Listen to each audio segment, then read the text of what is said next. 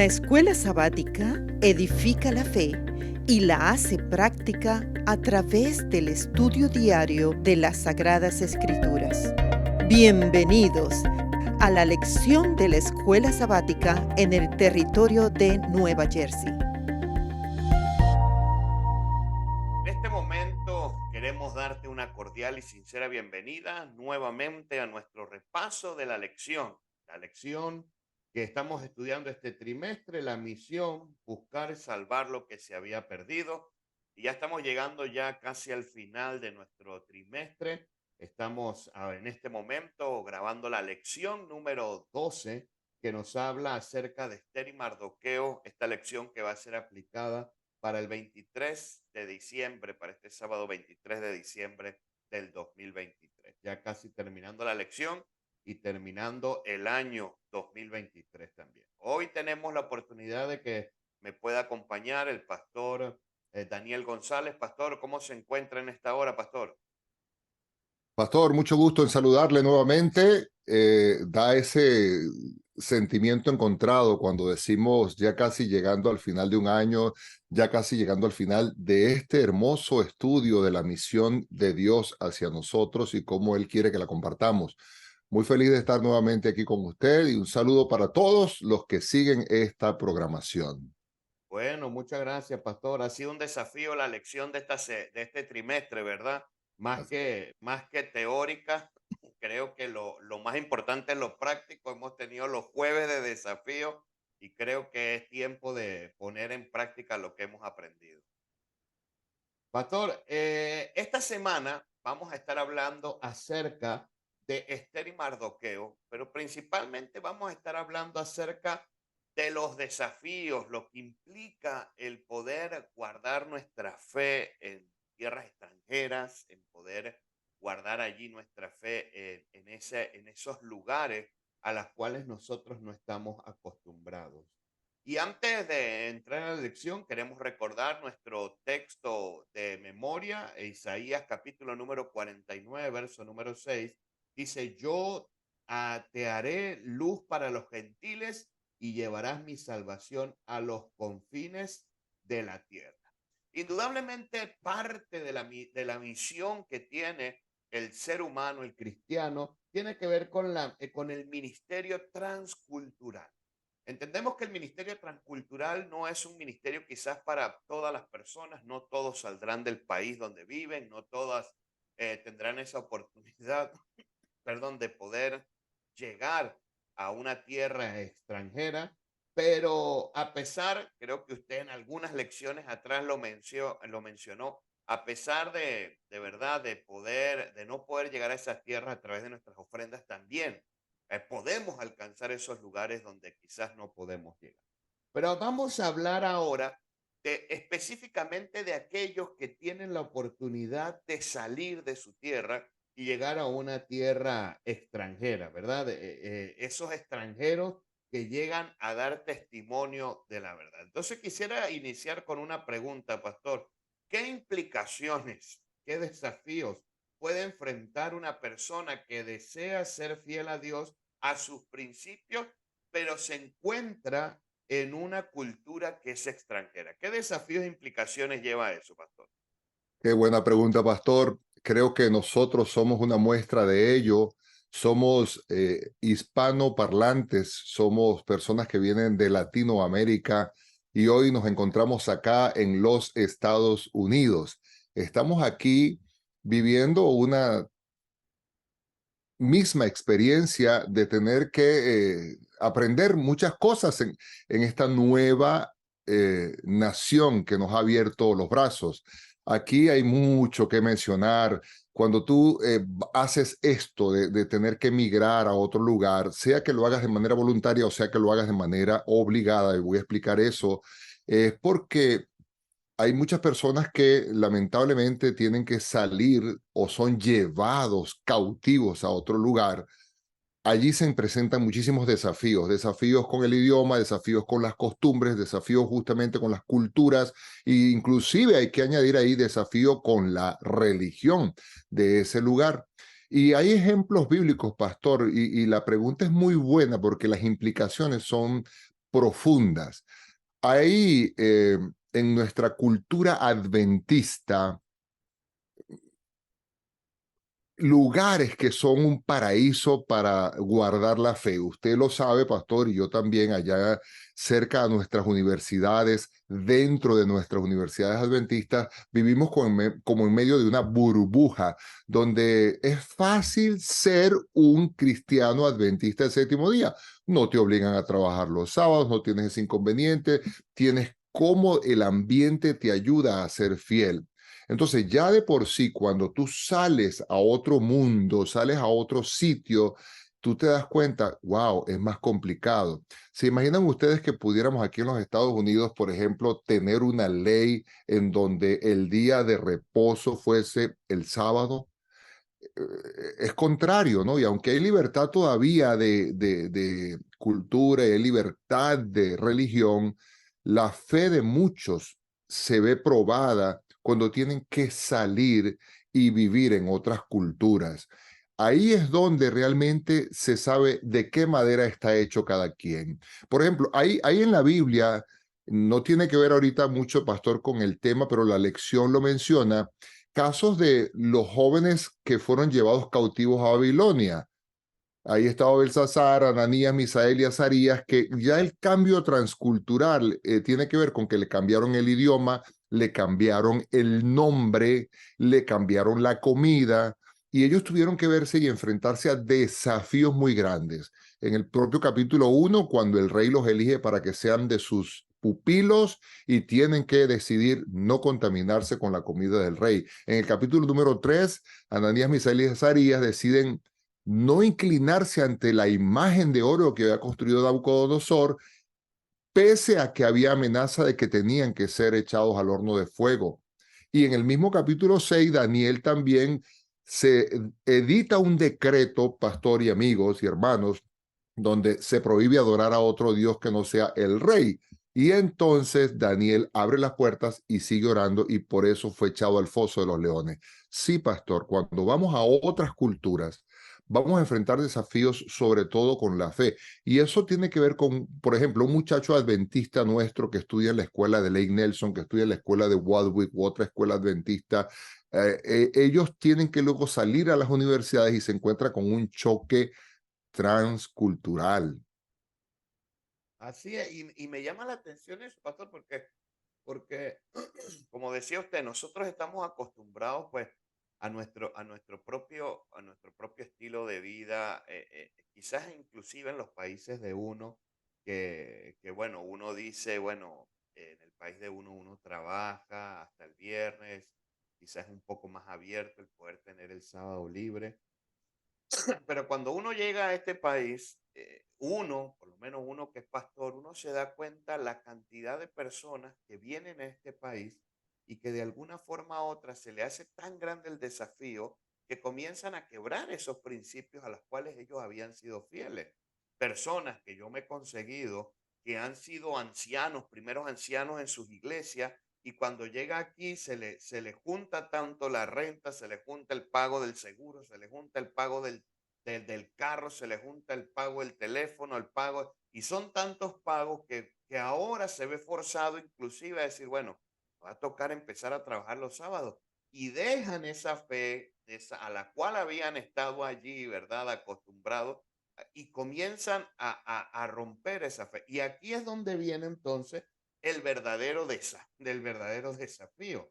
Aquel que viene cimentado como tiene que ser en la fe, no importa en el lugar donde esté, tú lo acabas de decir, pastor. Estos tres jóvenes estaban en tierra extranjera, les habían cambiado sus nombres, los habían llevado casi que esclavos, aunque estaban allí de parte del rey, los habían obligado a tener esta educación, pero estos jóvenes, a pesar de todo eso, se mantuvieron fieles a través de los principios. Y me gusta cómo termina la lección del día domingo. Termina con una pregunta, ¿no? Que todos deberíamos hacer. ¿Qué desafía a tu fe o qué desafíos a tu fe enfrentas en tu propia cultura, verdad?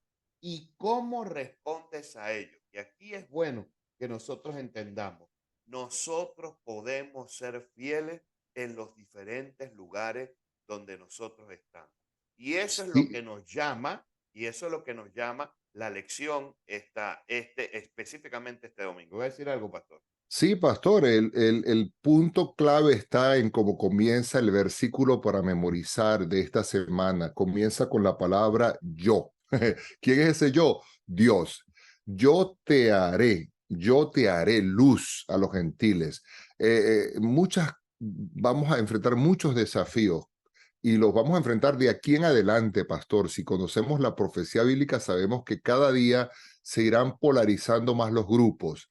El remanente simiente de Dios, el de la guerra contra la serpiente desde Génesis 3:15, y los que no, los que decidan como que amalgamarse y hacer mistura con la cultura de donde se encuentran diciendo eso no es tan importante, ¿no? Pero es muy importante y eso lo vemos en la lección de esta semana con Esther y Mardoqueo. Ujú. Y eso, hacia ese punto iba, pastor, ¿no? O sea, creo que la predicación principal, tanto de Daniel, de sus amigos, de Esther y Mardoqueo, fue su fidelidad a sus principios. Y creo que ese fue el mayor testimonio de predicación para aquellas personas. Pero bueno, no nos vamos a adelantar, pastor. ¿Quiénes eran Esther? ¿Quiénes eran Mardoqueo? ¿Dónde se encontraban? ¿Qué situaciones tuvieron que enfrentar cada uno para poder permanecer fiel en esa tierra extranjera donde vivían? Entonces, lo vamos a dividir en dos aspectos. Como está Esther y Mardoqueo, vamos primero a hablar un poco de Esther y después entonces hablaríamos un poco de Mardoqueo, pastor. Claro, ¿Quiénes eran y qué enfrentaban y qué situaciones tenían por delante? interesante, pastor. Yo invito a todos, como lo hace el folleto de esta semana, nos invita a que leamos, le echemos una ojeada al libro. Me leí los 10 capítulos, luego los escuché en audio y ahora hasta me estaba mirando un video, porque es una historia fascinante, apasionante. Podemos verlo desde los ojos de la niña Esther, que se llamaba Adasa, y hay muchos contrastes. Primer contraste. Dicen los eruditos que ella vivió unos 30 años después de Daniel, que estuvo en Babilonia. Recuerden que estuvo en Babilonia y cayó bajo el imperio medo-persa, los medos y los persas. Ahí era donde estaba Esther, con los persas, en la capital, en Susa, que era una fortaleza y era una ciudad muy desarrollada. El rey era Asuero y Asuero, este Asuero, ¿no? que nos menciona aquí, era un hombre difícil. Pero vamos a Esther. Esther era huérfana. No sabemos cómo perdió a sus padres, pero sabemos que sus padres muy probablemente vinieron en el exilio cuando fue traído su sobrino Mardoqueo. Mardoqueo y Esther eran primos. Así que vemos a Adasa, a Esther, que crece huérfana, criada por un primo, con muchas necesidades. Y ella, básicamente, su vida tiene un giro tremendo. Quizás, como dice el folleto, hasta a regañadientes, ella tuvo que asumir una situación muy terrible, muy tremenda, porque bueno, la reina Basti, ustedes conocen el capítulo 1, ella decide mantener sus principios, no se presenta delante del rey, pide respeto, por eso la destituyen como reina y ahí entra en escena Esther y Mardoqueo, cuando Basti decide ser fiel. Y Dios, por eso yo digo, cumple esto que dice el versículo de memoria. Él entonces trae a la escena allí a Esther. Esther es llevada forzosamente a presentarse delante del rey, a prepararla como una doncella para posiblemente ser la próxima reina. Pero todo eso era un proceso, pastor. Era un asunto de 12 meses de preparación. Y yo no sé si ustedes se han puesto a pensar lo que pasaba por la mente de Esther cuando estaba siendo acicalada, cosmetizada, dicen algunos, preparada porque una noche iba a presentarse delante del rey. ¿Qué pasaría por su cabeza? Sus principios, los mandamientos. Sin embargo, esta muchacha decide ser obediente. Y una de las cosas que me parece clave aquí, pastor, es que ella decide ser obediente. Mardoqueo le dio algunas indicaciones y ella decidió cumplirlas. Ahora vamos rapidito a Mardoqueo. Las pruebas de Esther fueron muy grandes, muy grandes. Podemos profundizar más en ello, pero las pruebas de Mardoqueo también lo fueron. Mardoqueo fue un hombre que era oficial del rey, se sentaba frente al palacio, en la puerta afuera del palacio real. Él era un hombre educado, prominente, de buen corazón, porque vemos que crió a su propia prima que quedó huérfana, pero él también tuvo pruebas, pastor. Y yo quiero enfocarme rápidamente en una de las pruebas que tuvo Mardoqueo. Ustedes conocen en la historia que el rey había dado privilegios a un hombre llamado Amán, y Amán odiaba a Mardoqueo. ¿Por qué lo odiaba? Porque todo el mundo le rendía pleitesía por orden real a Amán, se inclinaban delante de él. Dice la Biblia que temblaban cuando él pasaba, pero Mardoqueo no lo hacía. Y ahí está entonces un ejemplo de la fidelidad de Mardoqueo. ¿Por qué no se inclinaba? Y la gente le decía, oye, pero inclínate. Y él decía que no, se quedaba parado, firme, en una posición respetuosa, pero no se inclinaba ante Amán. Y la Biblia dice claramente que era porque él le había dicho a todos ellos que él era judío. Y como judío, guardando los mandamientos de Dios, no iba a inclinarse ni iba a adorar a ningún ser viviente, ninguna persona, sino solo a Dios. Y eso le trajo muchas consecuencias. El desarrollo de la historia del libro, aunque es Esther el nombre, Mardoqueo tiene un protagonismo tremendo en esa lucha contra Amán y cómo Amán se prepara para destruirlo a él. Y por culpa de Mardoqueo, vamos a decirlo así, y su fidelidad, Amán había hecho un decreto para acabar no solo con Mardoqueo, sino con todos los judíos que todavía quedaban esparcidos allí en el reino.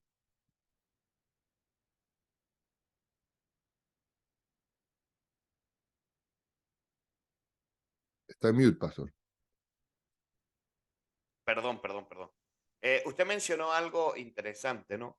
Este, tanto Mardoqueo como Esther eran judíos, eran judíos. Ahora, pero en la estrategia que ellos tuvieron, no mencionaban que ellos eran judíos. Ahora, fue apropiado que Esther no se identificara como judía, como tal. O sea, ¿cuál era esa estrategia?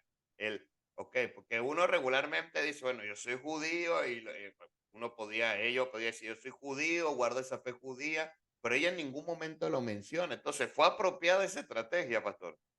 Bueno, pastor, eso me hace recordar dos semanas atrás cuando se estudiaba cómo Dios trata de alcanzar a los no alcanzados y cómo Pablo allá en el Areópago y Pablo en Atenas fue muy prudente y él no quiso en la apologética caerle encima a nadie, sino tratar de conseguir los puntos en común.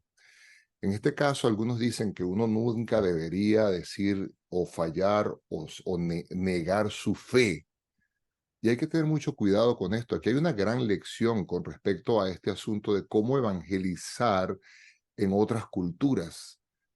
Y es evitar, pastor, la confrontación. Sabía Mardoqueo que ellos eran una nación odiada. De hecho, miren, Dios se los había advertido porque primero con Ciro y después con Darío, que eran el abuelo y el papá de Artajerjes o de Asuero, Dios les había dado oportunidad para que ellos se fueran de Persia. Y muchos se fueron de vuelta a su país, allá, a la tierra, a Israel, pero una gran cantidad decidió quedarse. Ellos no eran bien vistos por muchos en las 127 provincias que habían. Ellos eran mal vistos, odiados. Así que sabía Mardoqueo que si Esther se identificaba como judía, probablemente eso le iba a cerrar muchas puertas. De hecho, la historia es fascinante porque en el clímax de la historia, cuando ella revela su nacionalidad, se sorprende Amán, se sorprende el propio rey. En este caso, el no haber revelado su nacionalidad fue para bien. Yo considero, pastor, respondiendo a la pregunta que es bien delicada, ¿no? ¿Hizo bien? ¿Fue apropiada la estrategia? ¿No fue apropiada la estrategia? Considero que Dios dirige todo. Y yo imagino que el Señor habrá impresionado a Mardoqueo para que prudentemente le dijera, mira, si no es necesario, no lo digas. Llegó el momento en que ella tuvo que tomar una decisión de descubrir su nacionalidad. Pero entonces ahí viene otro detalle, pastor.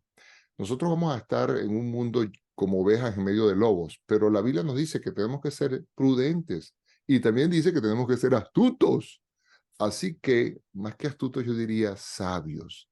Y Dios puso esa sabiduría en ellos para que no lo revelaran al principio. Quizás Esther no hubiera llegado a donde llegó si se hubiese revelado su nacionalidad. Así que, a mi juicio, creo que la estrategia Dios la dirigió y fue correcta.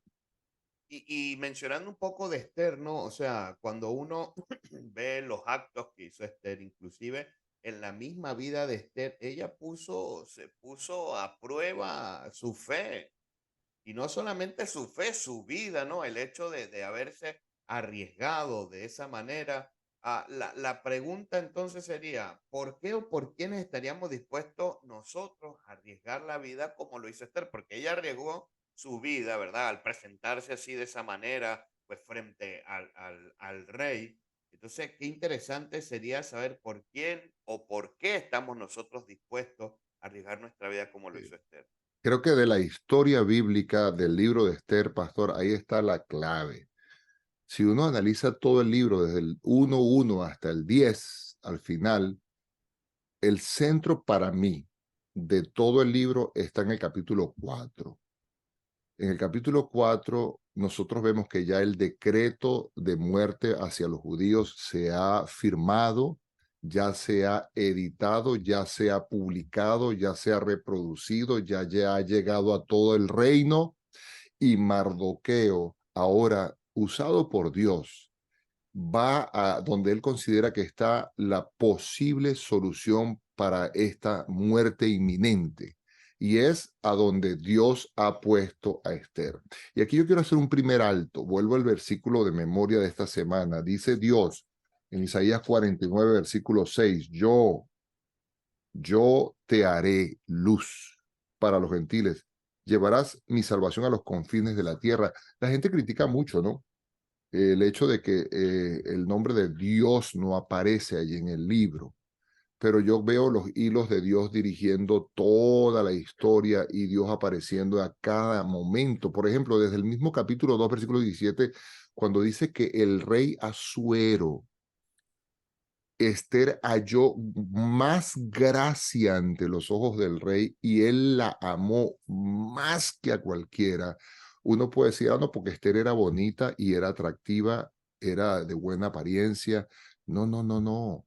Yo imagino que el Señor echó allí, tú sabes, la ayudadita para que el rey se enamorara más de Esther, porque al final, si nos ponemos a ver, esto es una confrontación entre el diablo y Dios, entre la simiente del diablo y la simiente de Dios. Quería el diablo acabar en Susa y en todo el imperio medo-persa, acabar con los que adoraban al Dios verdadero y los iban a matar a todos, así de sencillo, a todos los iban a matar. El hecho es que Dios sale en defensa de su pueblo y coloca allí en el trono a una judía, en este caso Esther. Y Esther, queridos, bueno, tiene que enfrentar, pastor, como tú lo dijiste, una prueba que todos nosotros también hoy día tenemos que enfrentar. Pónganse a pensar, una muchacha huérfana, una muchacha que crece con muchas necesidades, una muchacha que de la noche a la mañana se convierte en la mujer, la reina de todo el imperio más importante. Esther puede haberse obnubilado, Esther puede haberse olvidado de su pueblo, Esther puede haber dicho, y Mardoqueo, ¿ese quién es? No lo conozco, porque ella ya estaba tranquilita, ella ya estaba bien, ella ya estaba en su trono, ella ya estaba en su palacio, ella tenía todas las comodidades que no tenía antes. Pero Mardoqueo, y ahí yo quiero invitarlos a la Biblia, miren, Esther capítulo 4. Aquí hay 4 versículos que son clave, pastor. El versículo número 13, Mardoqueo le dice a Esther, no pienses que por estar en la casa del rey serás la única en librarte entre todos los judíos. Puede ser que ella estaba pensando, bueno, yo como soy la reina aquí, nada me va a pasar. Mardoqueo le dice, tu vida también será tomada. Y el versículo 14 es más impresionante y le dice, porque si del todo callas ahora, respiro y liberación tendrán los judíos de otra parte, pero tú y la casa de tu padre pereceréis, y quién sabe si no fue para esta hora que has llegado al reino. Esa es la pregunta tremenda, pero noten cómo Mardoqueo dice, yo sé que si tú no nos ayudas, de alguna manera Dios nos va a ayudar, de alguna manera vendrá la liberación, pero lo que te va a pasar a ti es muy grave, porque tú y tu casa serán exterminados, olvidados. ¿Por qué? Porque no hiciste lo que Dios quería. Y entonces ahí viene la pregunta que usted hizo ahorita, pastor. ¿Cuándo yo he tenido de pronto un llamado hoy día donde Dios me pone en un lugar para que yo dé testimonio? Dios nos pone hoy día a nosotros también en situaciones, a los jóvenes en su escuela, en su colegio, en las canchas de fútbol, de básquetbol, a las personas en su trabajo, en el transporte público, en su vecindario. Dios a todos nos pone en un sitio para que no callemos, para que en el momento preciso, adecuado, inteligentemente, con estrategia, podamos ser esa luz que Dios quiere que seamos para los gentiles, todavía hoy día. Y a veces no nos ha tocado, pero muy probablemente nos va a tocar aún a costa, a riesgo de nuestra propia vida. Y entonces, perdone, pastor, que tomé un poquito más de tiempo aquí, vendrían los otros dos versículos. ¿Qué hizo Esther? A ver, ¿qué hizo Esther? Bueno, pastor, cuando nosotros leemos allí la Biblia, ¿no? Nos damos cuenta Sí, el versículo 15 y 16 del capítulo y, 4, ¿no? y allá iba, ¿no? Cuando vemos la Biblia nos damos cuenta que Esther hizo algo que a nosotros nos debe hacer un llamado. Bueno, quisiera resaltar el verso número 16, ¿no? El 16. primero. Dice, mire, puede haber muchas estrategias humanas. Las estrategias humanas siempre van a estar presentes, pero una estrategia humana, si no va acompañada con Dios, simplemente es una estrategia. Y el verso número 16 me gusta cómo ella responde, no, ve, reúne a todos los judíos que se encuentran en Susa, ayunen por mí, no coman ni beban por 3 días, ni de noche ni de día, y también yo y mis doncellas ayunaremos, y así iré al rey, el cual no es conforme a la ley, y si perezco, perezco. Oye, tremenda respuesta, ¿no?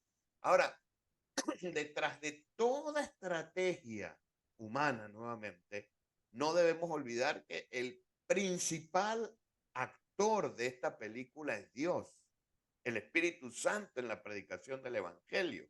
Y cuando yo veo y entiendo esto, me doy cuenta que no importa cuánta sabiduría yo pueda tener, cuánta estrategia pueda tener, si no va acompañada del Espíritu Santo, mano, eso va a fallar, eso va a fallar. Y creo que la lección primordial de Esther es allí, ¿no? Ok, hay una estrategia, me voy a presentar frente al rey, aunque eso me cueste la vida, pero bueno, vamos a ir en nombre de Dios. Y para eso, busquémoslos en oración y en ayuno. Yo creo, pastor, que Sí. detrás de toda estrategia evangelística, cualquiera sea nuestra misión, no puede faltar la oración y el ayuno, porque al final esto es un negocio de Dios, ¿verdad, pastor? Pastor, tú lo has dicho y yo quiero hacer un llamado a nuestros jóvenes, a nuestros niños, a nuestros hermanos, adultos de la iglesia. El evangelismo soy yo. Hay un canto juvenil por ahí que dice que yo soy el mensaje, yo soy el mensaje, no el mensajero, yo soy el mensaje. Y parece raro porque el mensaje y las buenas nuevas siempre van a ser que Cristo Jesús es nuestro Salvador. Pero ¿cómo la gente va a ver eso? Lo va a ver es por medio de nosotros. Entonces, en este caso, Esther es un tremendo ejemplo para nosotros porque ella se vio en una posición en la que tenía que tomar una decisión y ella decide que oremos en primer lugar, ayunemos en segundo lugar, preparémonos. ¿Por qué? Porque voy a ir a enfrentar una situación donde mi vida corre peligro, pero lo estoy haciendo porque me estoy poniendo de parte de Dios, confío en Dios. Y ella fue el mensaje. es verdad, pastor, la estrategia y del banquete y cómo ella hace pensar al rey y luego lo hace pensar otra vez. Todo eso lo dirigió el Espíritu de Dios, eso es cierto. Pero el punto de Esther es el punto que a nosotros nos toca hoy, hoy día, cada día, hoy día, esta semana que está terminando, la semana que está comenzando, Dios nos va a llamar a nosotros a pararnos firmes para dar buen testimonio de quién creemos, en quién creemos. Yo soy ese mensaje. Y la reina Esther, al pararse frente ahí al palacio, en el momento climático donde el rey podía decir, mátenla porque yo no le di permiso para venir. Ya sabemos que el rey era así. Si el rey destituyó a Basti, podía haber dicho, ella tiene que morir cumpliendo las leyes y las normas de los medos y de los persas. Pero él extiende el cetro a ella y bueno, Dios actuó allí. Eso lo vemos muy lindo, pero es que era un riesgo de muerte. Y ahí está la pregunta que usted hizo más atrás. Hermano, hermana, amigo, amiga, ¿por quién yo estaría hoy dispuesto a poner en riesgo mi vida? A veces no arriesgamos el que dirán, no arriesgamos el trabajo, no arriesgamos las amistades porque nos da pena, nos da miedo y no nos ponemos firmes de parte de Dios y demostramos de qué creemos y en quién creemos. Decisiones sencillas, tenemos que ganarlas hoy día para que cuando vengan las más grandes y las más difíciles podamos también estar de parte de Dios. Y pastor, ahí yo pienso que hay que ir a Dios, ¿no? Usted lo dijo, pero vuelvo a insistir en este punto. Dios no es mencionado en ninguna parte en este libro. Mm, mm. Y en esa parte es interesante, ¿no? Porque, como lo decía usted, ¿no? A pesar de que Dios no se menciona, pues ahí estaban los hilos, ¿no? De Dios moviendo cada una de, de estas cosas. Bueno, al final, este era un pueblo judío que seguía a Dios, un pueblo judío que seguía a Dios y aunque quizás el nombre de Dios no se menciona, detrás de toda la acción de Dios y detrás de toda la acción de Esther y de Mardoqueo, podemos ver a Dios. Porque ¿a quién le iban a ayunar? ¿A quién iban a orar? Indudablemente, implícitamente era Dios. Entonces, importante pues Y resaltar cómo esto. Dios responde, ¿no, pastor? O sea, la gente que no cree en la Biblia, déjeme decirle, hay una evidencia muy sencilla de que la Biblia es real y es el pueblo judío. Yo estoy seguro que donde usted está viviendo, cualquiera que nos esté oyendo, hay una comunidad judía. Los judíos han permanecido y esta historia revela un momento en que Dios libró al pueblo judío de la muerte y hoy día todavía se celebra y yo creo que pastor, usted y yo tuvimos la oportunidad de celebrar un Purim en tiempos modernos actualmente, todavía hoy día, todavía el año que viene, el pueblo judío va a celebrar la fiesta del Purim. Y esa es una evidencia de que la palabra de Dios es cierta y es verdadera. Sí, pastor. Ahora, pastor, ¿me puede recordar los desafíos del día jueves? ¿Los Claro, tiene cómo por no. allí? Sí, los tengo. En primer lugar, hay que orar. El Ujú. llamado es siempre a orar. Un llamado a que Dios nos dé el valor para compartir algo que Él ha hecho por nosotros, pero compartírselo a alguien por quien hemos venido orando. Ahí está lo mismo que pasó con Esther y Mardoqueo. Oremos, ayunemos, preparémonos para presentarnos delante de. Hoy llega el día, hermano mío, en que de pronto usted está orando por alguien, por alguien, por alguien, por alguien, por alguien, por alguien. Bueno, pídele al Señor que me impresione su corazón y le ponga delante de esa persona por quien usted ha estado orando y que usted pueda contar lo que Dios está haciendo en su vida. Pero hay un desafío aún más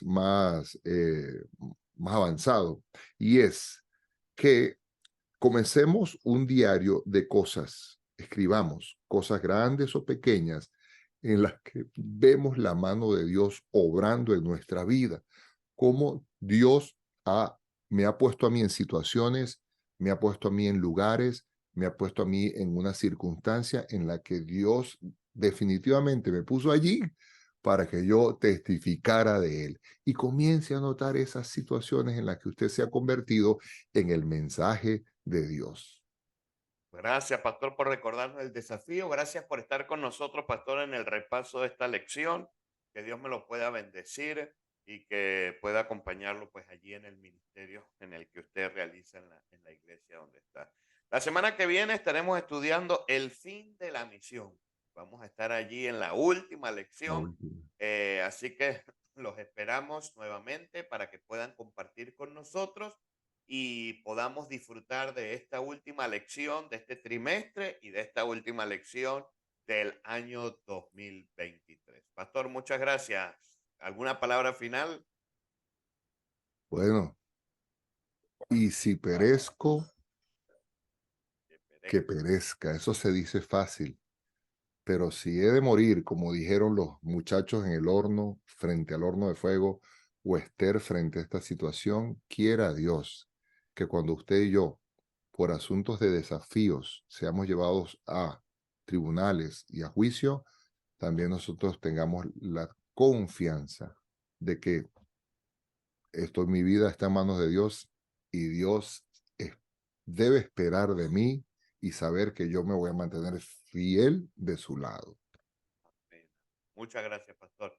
Dios me los bendiga y nos vemos entonces la semana que viene con el último repaso de la lección de este año.